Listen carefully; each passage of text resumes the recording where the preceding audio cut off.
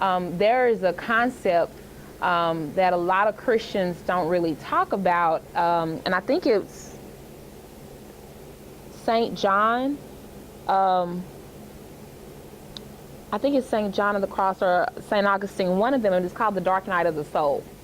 And that was a concept that I learned at DVU. And when I first heard it, I was like, what's the dark night of the soul?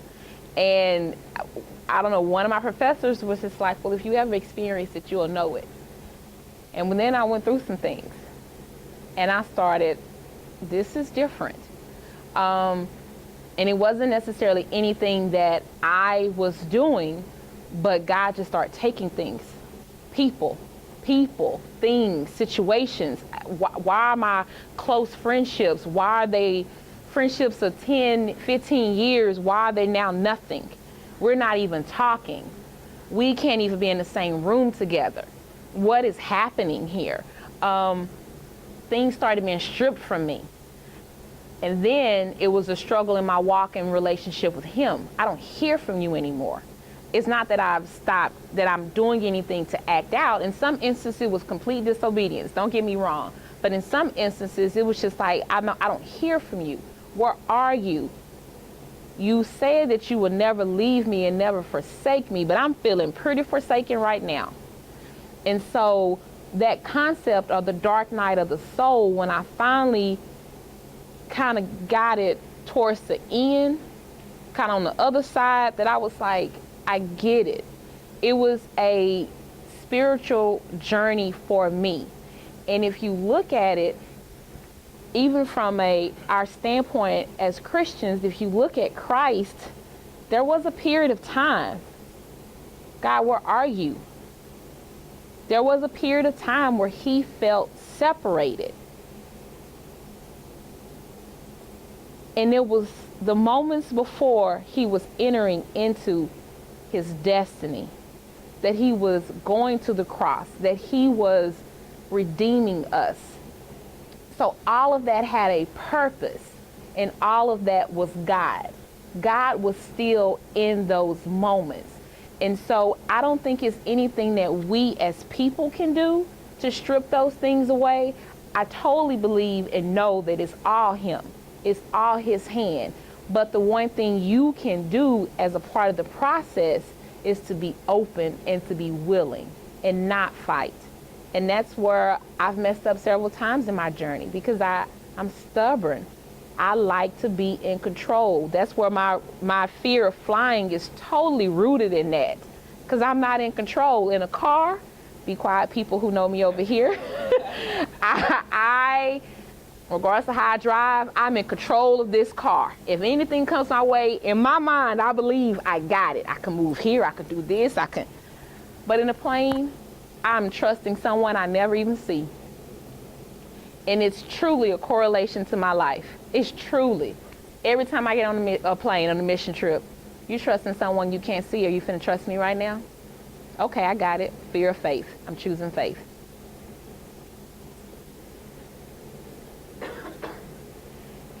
Amen. Just to touch on a couple of concepts that I know are in the book that jump out to me, just to get you to kind of explain these concepts a little bit more, the biblical foundation behind them, or the role that they might have played in your life. It's almost like a word association.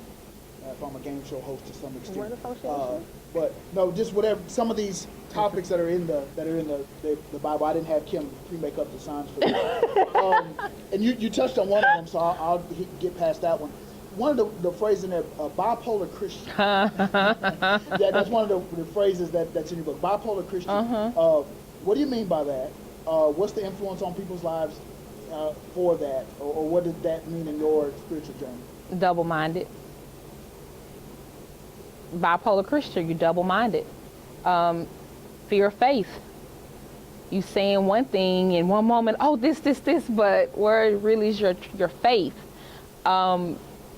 That's the best way I could sum bipolar Christian up. And the reason why bipolar Christian is there, it was in a conversation that I was having with a friend, and I was saying something, and she said, you sound really bipolar right now. I said, I sound like a bipolar Christian. She was like, exactly. And I was like, don't be clowning me like that. But it fit. the term fit. And I was like, okay, I accept it. Then what do I need to do to move on? Because again, the type of person I am, fear of faith. I cannot claim to believe something and act another way. And that is one thing that I would challenge anyone with, my friends. You cannot tell me you claim to believe something, but you act another way. Because if you're acting another way, then I need you to at least accept I'm not doing what I'm supposed to be doing. And say that. And it's fine if that's the case. It is totally fine. But don't lie to yourself about it. Don't. And so bipolar Christian is all of that. Well, I understand what you're saying, and I hear you, but I didn't go to Dallas Baptist University. I hadn't been on this Bible study that you've been doing and everything. What about just the average person? The average person? The average person. I guess it's for each person. I would say, well, what is it that you believe about God? What do you believe Christ did for you? And then what in your life is direct opposite of what you say you believe? That's the basic question anyone can answer.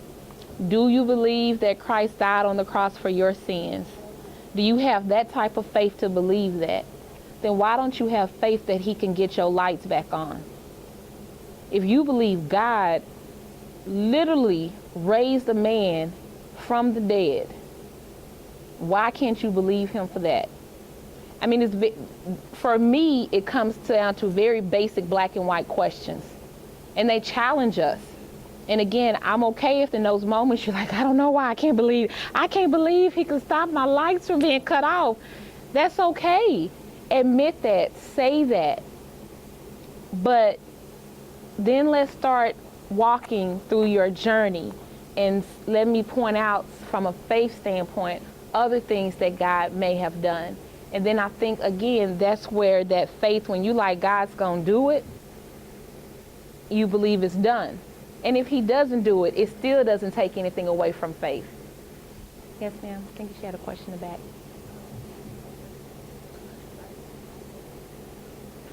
I didn't hear her. Oh, can you put the pen? I can't hear her. Hold on, Kiki. Okay, I can hear you now.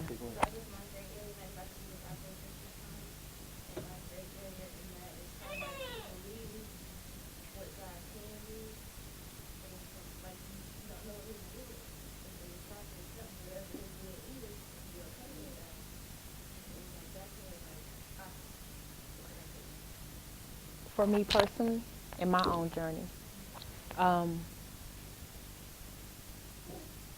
one of the things that I always tell people and I talk about is God's perfect will and his permissive will. And I don't think a lot of people, again, in the church, we don't talk about it, we don't really study it. But I have had to struggle and come to understand that not all of my prayers will be answered. And it doesn't mean that God is any less. It just means it's not his will. And that has been a struggle for me. And I imagine it will be a continual struggle till the day I die. But that's what's so amazing about faith and the journey. And so for me, it's not necessarily that I am, when I have those moments, that I'm a bipolar Christian and that I'm doubting God. It's just more so that I'm really hoping that he does something different, that he does something to answer the desires of my heart. But sometimes the desires of my heart are not beneficial to me, and sometimes they remove him from ever getting the glory from it. Bless you. Right. So that's for me. I no longer call myself bipolar Christian. Does not mean that I don't have doubts at times, but I'm no longer just being tossed back and forth in just two totally different sides. I'm no longer that.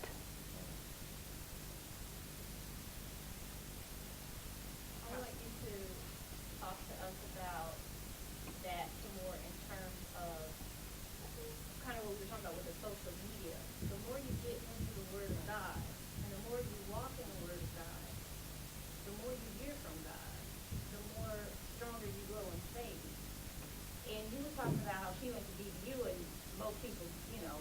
do you do that on your own? How do you make the choice to say, I'm going to read the Bible all the way. I'm going to get on a Bible plan. I'm going to try to fast a day or a month. You know, what are some practical things that people can do to just kickstart and restart? I think that's where most people struggle. It goes too hard. Oh, I got to go to Bible school. I got to do something great. You know. Pray. It starts with a conversation. My journey has always started with the conversation. I asked God questions, and then I started going to His Word. Well, let me see what His answer is, or whose life story may be similar to mine. And I constantly talk to God. So it starts for me, and what I would tell anyone else is that it starts with prayer. Talk to God like He is your best friend. Like He's your only friend. Forget best. Like He's your only friend. And when you start doing that and you start going to the Word, then things start to happen and be revealed. Because DBU is a degree with paper. DBU is not responsible for my faith journey where I am right now. That I can tell you. Yes, sir. On the same line with that, because I've had people like, you really are looking for something practical, because we will be quick to say pray about it. And I had people come to me and I said, pray about it. But not everybody will see you pray about it. What's something practical, but that's literally what you can do is allow them to give it to you. Yeah. It's like I was listening to something this morning, it's like, you know, you reading God's word, and God's word speaking to you, he'll confirm it. It's like, I guess I just wanted to understand and talk to you to try to help somebody else and help myself really, because you like, I'll pray about it, but you like you said, you have some times where God is not answering. Maybe if we stop necessarily using the word pray about it and start using the word talk about it to God, because it changes our perception of what it is at that point. Because when we're praying about it, God, I'm coming to you with this situation, this. But when you start talking, God, I'm struggling. I don't understand. You said this. Your word said this. You're talking. You're having a conversation. So one of the things that I have a friend, when I say things, she's like, you speaking real biblical, all this, but break it down in layman's terms. So yeah, I could tell people pray about it all day, but that's not what I'm really saying to them. I'm telling you, talk to God about it. I can't answer your questions. I can't, but God can. And it all starts with a conversation. And the beautiful thing about the Bible and His Word is that it never returns void. It convicts and it confirms. When you start looking at God and as you're talking to Him, it will always happen. Always. And there may be times, again, because I hate this, people are like, well, if you ain't heard nothing, that could be a no. I don't know. No, I want to hear something. But there are times I don't hear anything. And I've accepted that. And then days, months, years later, it's like a revelation comes. And I'm like, I get it. So it's not that, like when I spoke about the dark night of the soul, it's not that God is absent in those moments. He is very much still there. We have just not received the answer that we perceive in that moment. Huh? The one I want. The one I want. So it seems like you're drawing a distinction between religious ritual and repetition versus developing relationship. It seems like that's a distinction that you're drawing out. Because it's easy for us to get caught up in the religious answer of, I'll just pray about it. When really, because when people hurting, pray about it. You don't want to hear that. You kind of like, okay, well, I done prayed to God. Well, no, let's take a step back. When you say you're praying about, what are you saying? What are you going to God? Are you telling Him how brokenhearted you are? Are you telling Him, God, I'm bitter. I am angry with you. I want nothing to do with you right now. Because I've had those moments and I've been like, God, I'm angry with you. I don't have nothing to do with you right now. Because I don't understand why my life is not working out like I expected it to. I don't understand why I don't have what I want. In those moments, and some people be like, girl, you can't do that. But that's who he created me. That's how he created me. Because if I don't have those moments and those understandings, my faith is not going to be anything. I'm not going to come to a level of understanding with God if I don't talk to him. And that's because that's who I am as his child. It may be different for someone else, but I ask a lot of questions because I have to have a full measure of understanding. And again, and sometimes he's like, I'm not answering you, or go to my word. But my relationship with him has evolved where I understand and I accept those moments. But I had to get nitty gritty with my faith and with God. I had to be in those moments where, like, no, I'm not coming at you all high and mighty and holy. I'm really telling you, I am hurt. I am broken. I have been on my floor and have cried. There was one morning, one evening in my 20s, and I will never forget this. I went to bed and said, God, I want to die. I don't want to wake up in the morning. And the next morning I woke up and I said, I am still here. Why? Wow. I have had that moment. And at this point in my life, I'm so glad he didn't take me. So much I would have missed. But I've had that moment, and I haven't been afraid to say those things to him. And so that has been a part of my journey and a part of my healing and a part of my faith. And that goes back even from a transparency standpoint. I don't think enough of us are transparent with those moments that God has not answered your questions. I have a friend who wants a child desperately. It hasn't happened for her and her husband. Okay. But are you just closing yourself off from God, or are you talking to him about it? And then what is he revealing? Because even though you may not have a child of your body, are there other children that you can bless? What's your purpose in your ministry even beyond conception of a child? Yes, ma'am. Or you're serving in that ministry. You love it, but no one knows that's why you serve. Mm-hmm. You're I not mean, transparent. You never saw the opportunity. Not that you maybe even you didn't want to. You're just busy, or we sit in the church for hours and we don't know the person sitting next to us. We have our own Bible. You want to read it? Like you said, relationship, that book that you had friends you sat down with. Hey, you need to do that. Mm-hmm. Tell me what you think. Conversations in passing. Hey, God told me to write it down. You wrote it down. If you had a relationship with God, then God put people around you that had him in them and doing it. And not everyone has people around them that, and again, it doesn't necessarily with the people around you. Because the people around me in those midnight hours, as much as I love them, they're not there on that flow with me. It's that relationship that I have with Christ, that I know everything I've experienced, the brokenness, the betrayal from friends, everything I've experienced, so is he. And so that's been something that's helped me from a faith standpoint.